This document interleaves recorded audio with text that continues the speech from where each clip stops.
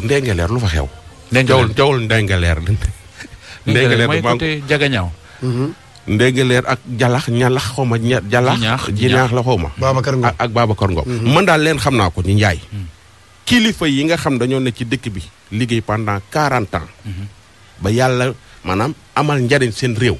man bëgg naa daal man nag sama waxi bopp la man li may wax j'assume et je pèse très bien mes mots ci li may wax ñooñu nañ leen di protéger Babacar Ngom ak waa Jinax ak waa Jandeer ñu tudd dëkk ba Ndengeleer nañ leen bàyyi ñu toog waxtaan suñu waxtaanee dinañ juboo te seytaane yi génn ci da ci am ñoo xam ne dañuy politiser affaire bi am ñu ci wut tur am ñu ciy dóor ñoon nin ci génne villageois yi toog ak Babacar Ngom leer na man de xaw ma Babacar Ngom mais leer na man la mu nar a def foofa su ko defee njariñu waa dëkk ba la ñaari dëkk yooyu dégg naa ko de waaw lam fa nar a def su ko fa defee man de li tax mënu ma cee avancé waaw mooy dañ maa woo wax ma ci projet bi loo xam ni peut-être bu ñu toogee ñoom ñu waxtaan mën nañ ci am ay avantages yu bëri dafa bëri ay seytaane yu ne ci biir ñii ay politiciens lañ am na ci koo xam daa bëgg a nekk maire foofa ñooy jaxase affaire yi jëntee Ndengeleer rek ñoom Babacar Ngom ba pare jëntil Abi Ndour ak Atepa waaw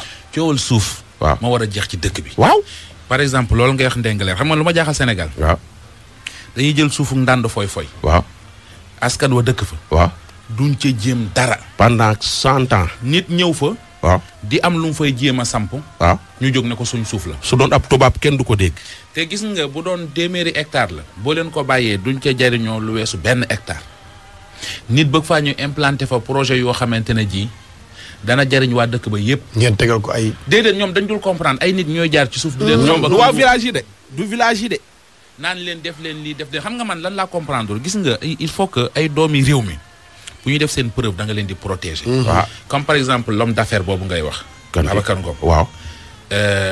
moom Sedima. waaw. xam nga yàgg na wane preuve am ci réew mi. waaw lu wuudee wax ci béy ñu ne. c'est que dëkk bi ko wax ñu dañ laa fay. loolu rek tax mënu ma cee wax non xam nga dafa yomb. loolu rek tax man Ndiaye mënu ma cee wax. lu wuudee wax ci béy. ñu ne waaw. ma déedéet moom dafa soxla soo defee ñu wax soo defee ñu wax waxal sa xalaat. sama turandoo la kat sama turandoo la. bu baax kat la loolu def na ko ci réew mi. non non du doom jee moom KFC. lu ne def na ko ci réew mi. ñoom kooku mooy ñi ànd ak. man daal damay bëgg nit mu nekkee dëgg daal lañ ko teg man daal dëgg rek réew mi ñu jàppale ko. Babacar Ngom nee na moog waag Sedima dañoo soxla suufu Ndengeleer. waaw dañ ko am ci kayit yor seen titre foncier. waaw nañ ko baak suuf sa.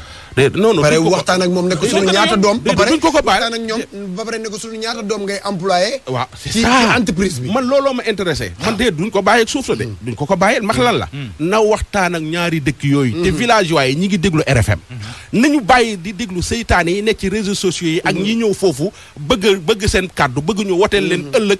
ñu leen di jaxaseeg nit ñi. Babacar Ngom njariñ man leen mën a njariñ leen gën a njariñ ñi leen di jël di leen ruux amul leen njariñ loolu. yow xanaa da nga am ci projet bi luñ xamul. kan ci non c'est que man c'est que Sénégal dañoo tàmm di suul ndaanaan. nañ bàyyi nit ñu baax ñi ñuy dénigré. mais jëm leen a may. man noppee ci foofu nag man xam nga politique non c'est vrai. toog wax ak toog il faut politique waxtaan. dañoo war a génne affaire politique bi. te bàyyi waa ji ak waa village yi su fekkee nekkul ci yoon ñun ko nekkoo ci yoon justice ni ko nekkoo ci yoon lii lan la jox yamal fii. su fekkee mi ngi ci yoon mu bàyyi ko village waaye lan fay def jéem a jariñ waa village ba.